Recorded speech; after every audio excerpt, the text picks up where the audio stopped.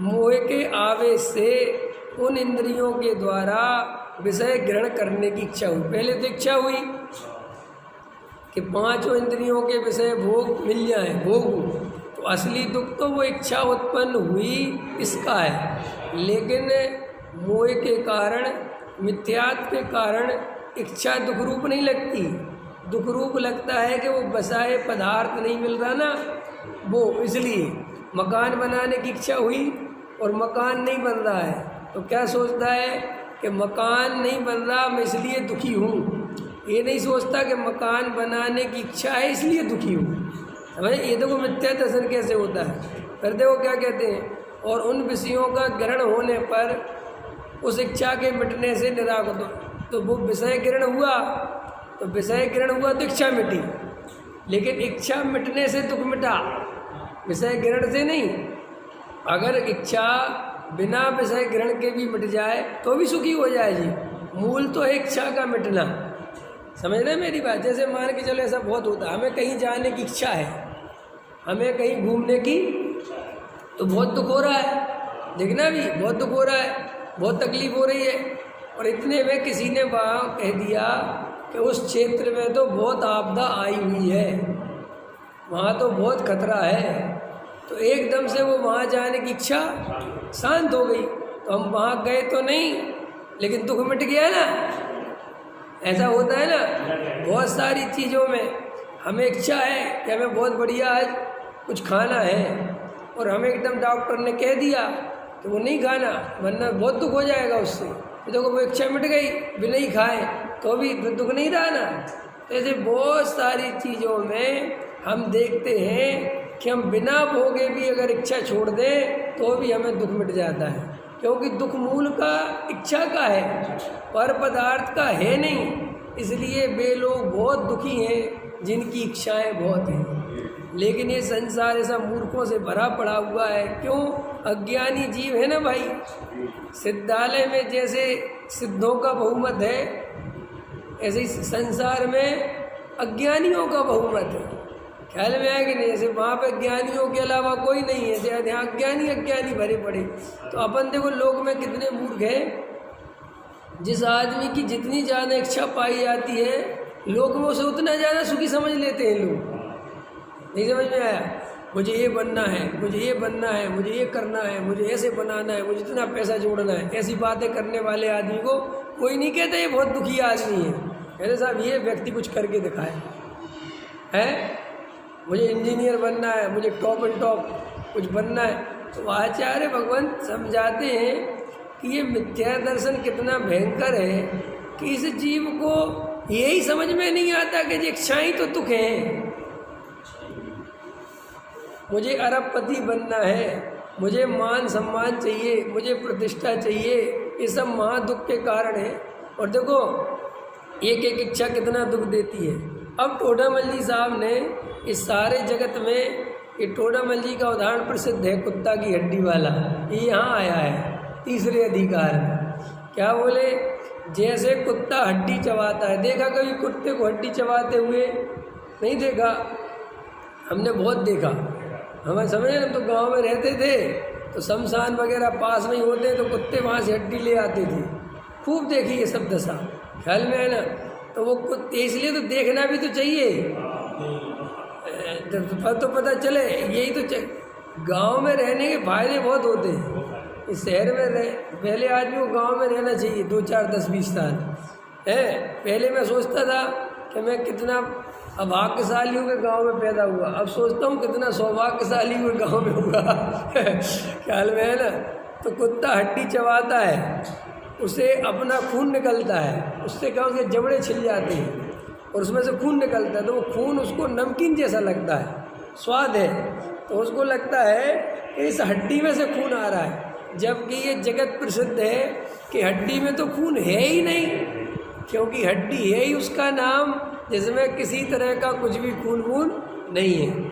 और वो हड्डी को चबाता है और ऐसा मानता है कि इस हड्डी में स्वाद है।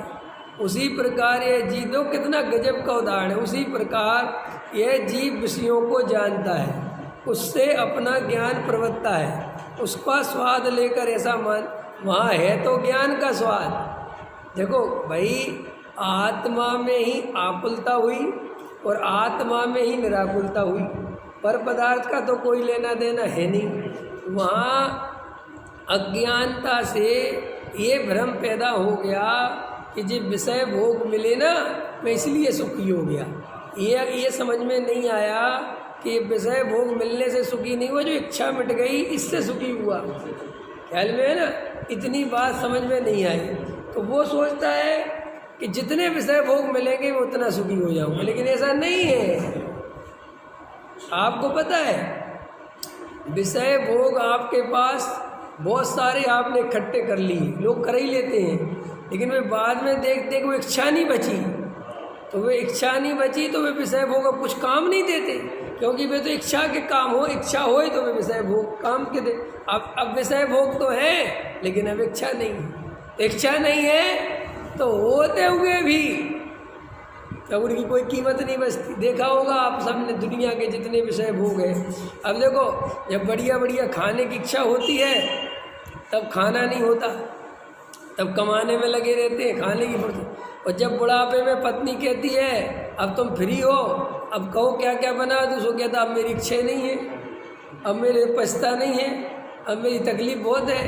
तो देखो, संसार का ये स्वरूप समझना चाहिए। इसलिए जो लोग ऐसी अज्ञानता में जीते हैं कि अभी तो पागलों की तरह कमाओ, खूब मेहनत करो, अपन बाद में शांति से जिएंगे, ऐसा रखना, बाद में शांति से कभी नहीं जी पाओगे। अभी से जियो शांति से, तो फिर बाद में भी जी लोगे। समझ ना अरविंद जी, यह सोचते हैं ना बहुत सारे लोग, अभी कमाओ, रात और दिन कमाओ, फिर शांति से बैठेंगे। फिर शांति से बैठोगे ही नहीं। क्यों? कि फिर ये तुम जो आदतें अपने अंदर डाल रहे हो, फिर ये तुम्हें शांति से बैठने नहीं देंगी। इसलिए बिल्कुल अज्ञानी जीव हैं जो ऐसा सोचते हैं कि आज सुखों को छोड़ दो, अपन आगे फिर बाद में अच्छे शांति से सुखों को, संसार में शांति से सुखों को भोगने की कोई व्यवस्था। ट्रेन में आप बैठे, जैन साहब, आप स्लीपर कोच में बैठे होंगे, जनरल में नहीं बैठे होंगे। जब अपन जनरल में बैठ के जाओ तो जनरल, अब तो हालांकि जनरल भी सुधर गए, क्योंकि अब टिकट ही नहीं, उतनी टिकट देते हैं जितनी सीट है। तो पहले हम जनरल में जाते थे, बहुत गया मैं तो, बहुत, जब जनरल में बहुत गया। तो अब शाम का भोजन है, अब टिफ़िन है अपने पास, अब टिफ़िन है तो 5 बज गए, 5:30 बज गए, 6 बज गए, अब सूरज डूबने को हो रहा है। अब ये टिफ़िन लेके क्या सोच रहा है कि थोड़ी भीड़ घट जाए, थोड़ी अच्छी सी जगह मिल जाए, ख्याल में आया ना, थोड़ी सीट पे जगह सी बन जाए तो थोड़ा मैं भोजन कर लूँ। अब वहाँ तो घटने वाली है नहीं, वहाँ तो एक स्टेशन आता तो और चढ़ते ही चढ़ते हैं, ख्याल में ना। तो जैसे वहाँ ऐसा सोचना कि भीड़ घट जाए तो भोजन कर लूँ, व्यर्थ है भाई। अब तो उसी धक्का मुक्की में जैसे बने खा लो, और कोई उपाय नहीं है। ऐसे इस संसार में जो जीव ऐसी कल्पना करता है कि अब आज तो अभी कमा लो, आज बढ़िया मकान बनाएंगे, ताकत लगाओ, फिर बाद में शांति से रहेंगे, बिल्कुल महाअज्ञान, महाअज्ञान। कोई शांति वांति से नहीं रह पाओगे, कोई रह ही नहीं पाया संसार में। अगर शांति होती, लगता है नहीं जैन साहब, छोटे बच्चे होते हैं तो माँ को लगता है बस थोड़े बड़े हो जाएंगे फिर शांति से, शांति वांति कहीं नहीं होने वाली। ये तो बिल्कुल ये तो मुँह कल्पना कराता है कि आगे शांति हो जाएगी, आगे शांति हो जाएगी, आगे शांति हो जाएगी। कहाँ शांति हो जाएगी? बुढ़ापे में शांति हो जाती है? कई लोग बूढ़े आदमियों से कहते अब तो आपके लिए कोई काम ही नहीं है, अब तो आप बड़े मज़े में रहते होगे। कैसे मज़े में रहते हैं? काहे के मज़े में रहते हैं? भाई मज़ा तो इस जीव को या तो आत्मा में से आए, अपने स्वरूप में रम जाए, और स्वरूप में नहीं रमेगा तो जैसी इच्छा हो वैसी प्रवर्तन हो जाए।